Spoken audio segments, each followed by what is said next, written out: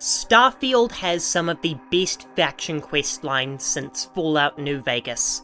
What makes them so great is instead of simply doing missions for an organization that wants to rule the world, like Elder Scrolls or Fallout, each faction has its own independent goals, which help to flesh out Starfield's universe. Ryujin deals with the corporate side of intergalactic society. The Vanguard is about protecting people from threats to their safety, while the Freedom Rangers are about hunting down the criminals of the galaxy. But my favourite faction questline by far is the Crimson Fleet, because they explore a facet of space that's rarely looked at in media: space pirates. Now, most sci-fi media has some form of space pirates, but they're always presented as nothing more than an illegal faction with the goal of plunder for greed's sake.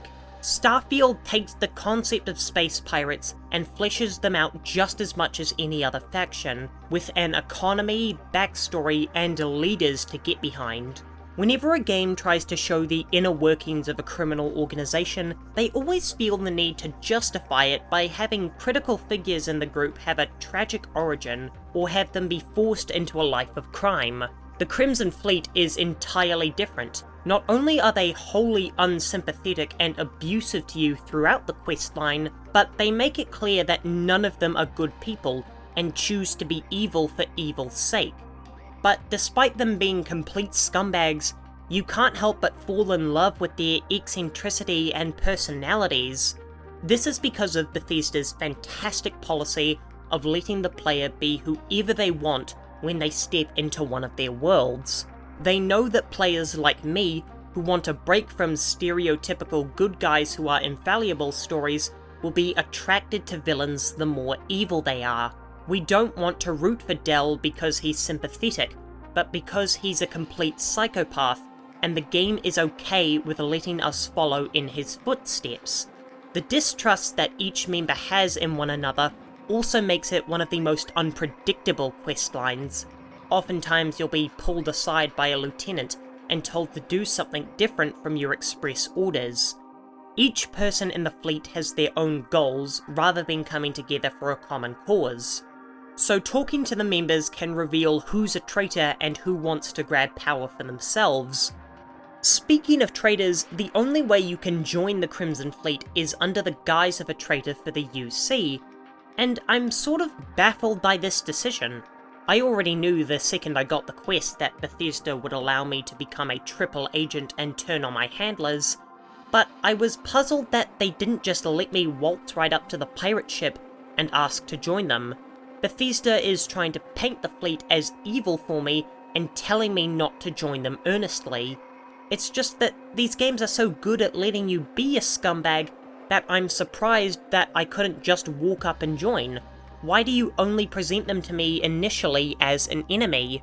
And who would want to betray the fleet or do a second questline for the United Colonies when there's already a much more interesting one about the deadliest creatures in the galaxy? You make me spend more time with the fleet, so of course I'm going to be more attached to them despite their harsh words.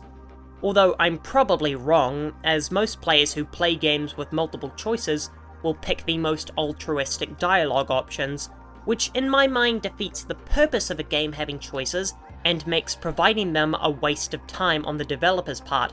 But anyone who tells you how you should be playing games is a jackass, so do whatever you enjoy the most.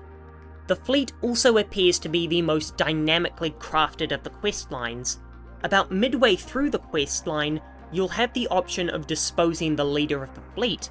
I didn't take this option as I was fascinated by him, and wanted to see his quest of madness either succeed or blow up in his face.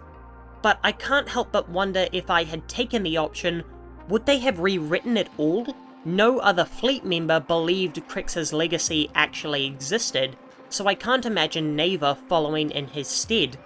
I don't think any other choice in the game would have such a big impact on its questline, so I'd be fascinated to know the results of this choice down in the comments, as it's too early in the release cycle for me to find answers online. But there is a significant flaw with the fleet questline, not with anything about the narrative or mission design of them, but how it conflicts with another one of Starfield's mechanics, the mission boards. Starfield's version of infinite quests will eventually become my primary reason to play the game, once I finish all the side quests, and I'm not sure that I want to do them. The reason for this is that depending on which missions you take from which faction, you could be attacking another faction you're allied with, meaning that a quest from the UC could have me killing a Crimson Fleet member and incurring a bounty from them, and vice versa. What's more is that the bounty is significantly higher than the reward for completing the quest, and I'm forbidden from travelling to that faction's planet until it's paid off. And by having the primary antagonist of the galaxy be a faction, it means that I can only accept missions to assassinate leaders from smaller, non-joinable factions. What's more, any missions I take from the fleet will almost always incur some sort of bounty from the government they have me attacking, so the endgame content punishes me more than it rewards me. Starfield has some of Bethesda's best factions to date, and the shining example among them is the Crimson Fleet, a group that doesn't feel the need to justify their evil to you, and provides a compelling and wild story about searching for the ultimate treasure among the stars.